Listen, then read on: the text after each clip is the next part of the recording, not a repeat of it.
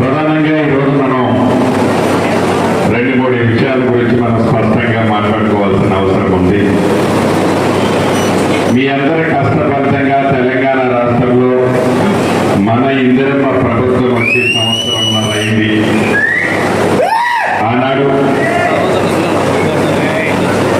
మట్ట రాగమయ్య దయానంద్ గారి గెలుపు కోసం రాత్రనక పగలనక ఈ గ్రూప్ అనక ఆ గ్రూప్ అనక అందరూ ఏకతాటి మీద తిన్నామా లేదా అని ఆలోచించకుండా కష్టపడి మంచి మెజార్టీతో గెలిపించుకున్నారు.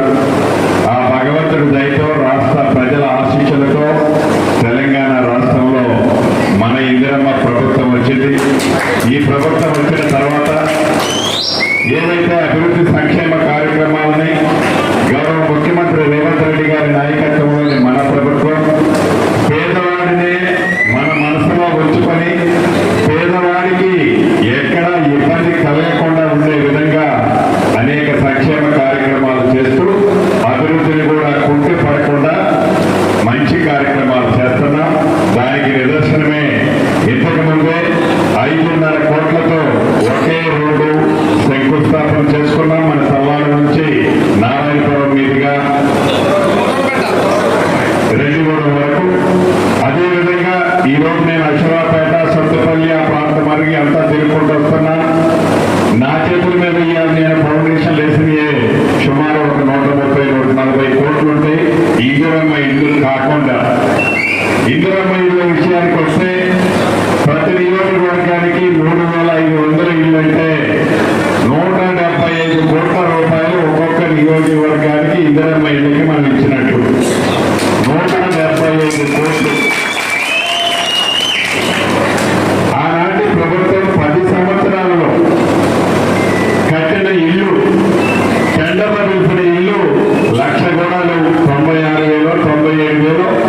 అందులో పూర్తయిన 60,000 చిల్లర, మిగిలిన 30,000 చిల్లర మొండి గోడలతోనే ఉన్నాయి.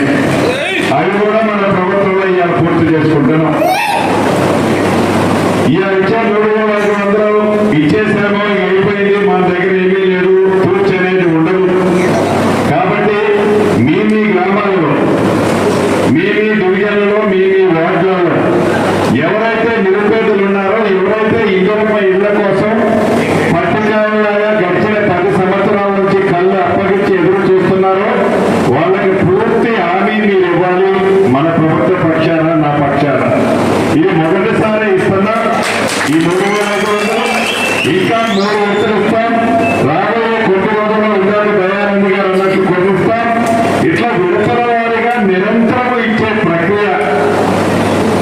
మన ప్రభుత్వం ఇంకా 3.5 సంవత్సరాలు ఉంది. ఈ టైము, ఈ 3.5 సంవత్సరాలు మళ్ళీ ఎన్నికల్లో వచ్చే టైం కల్లా మనం కట్టాలనుకునే ప్లానింగ్ 20 లక్షల ఇల్లు. అంటే 20 లక్షల ఇల్లు మనం ప్లాన్ చేశాం. ఈ 20 లక్షల ఇల్లు బరాబరి కడతాం. తెలంగాణ రాష్ట్రంలో ఏ మారుమూల గ్రామానికి పోయినా నాకు ఇల్లు కావాలి అని అడిగేవాళ్ళు లేకుండా ఉండే విధంగా ఇందిరమ్మ ఇల్లు మన ప్రభుత్వం ఇచ్చుకుంటాం. ఇందాక మీకు దీంతో చెప్పినట్లు అసెంబ్లీ ఎన్నికల్లో పోరాటం చేశారు. మన ప్రభుత్వం వచ్చింది.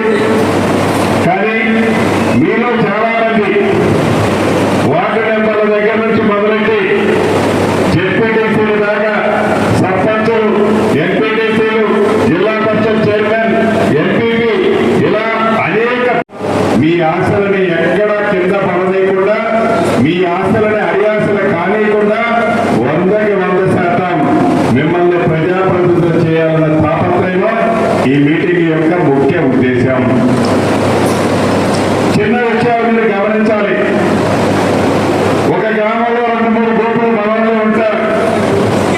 అరాకొన గత ప్రభుత్వాన్ని వెళ్ళిన వీళ్ళు ఉంటారు. కుండెల పాలలో ఒక విషమ చుక్క వేసినట్లు వాళ్ళంతా గెలవరు.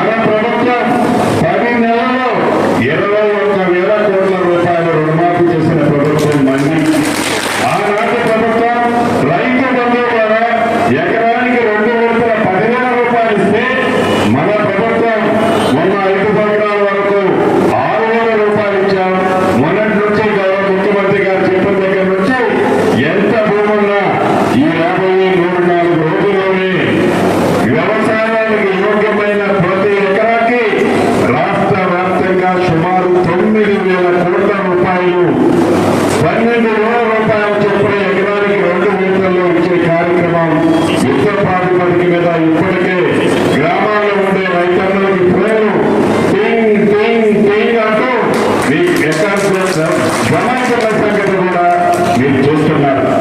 అంతేకాదు ఇంటిగ్రేటెడ్ స్కూల్స్ కోసం ఇది పల్నాడు కల్లూరు మధ్యలో ఒక ల్యాబ్ చూశారు.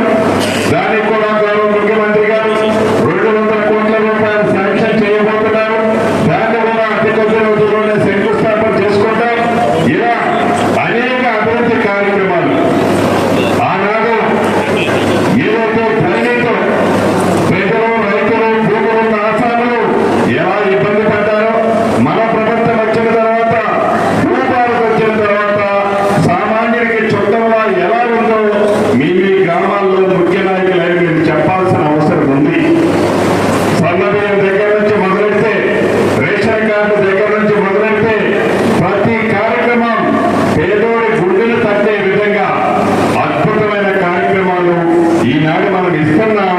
దాన్ని గ్రౌండ్ లెవెల్ తీసుకుపోవాల్సిన బాధ్యత ప్రతి గ్రామంలోని ప్రతి డివిజన్లోని మీ మీద ఉన్నదని కూడా ఈ వేదిక ద్వారా చెప్పదలుచుకున్నాను. మూడో విషయం మళ్ళీ స్పష్టంగా చెప్తున్నా, ఆనాడు అసెంబ్లీ పార్లమెంట్ మీరందరూ కష్టపడ్డారు. స్థానిక సంస్థల్లో ప్రజాప్రతినిధులు కావాలని మీరందరూ కోరుకునేది నిర్మాటికి నిజం. మీ కోరికలు నెరవేర్చడం దాంట్లో భాగంగా గౌరవ స్థానిక శాసనసభ్యులు కానీ ఈ జిల్లాలో ఉన్న ముగ్గురు మంత్రులు కానీ మీకు అండదండలుగా ఉండి మీ కోరికలు నెరవేర్చే బాధ్యత రాష్ట్ర ప్రభుత్వ పక్షాన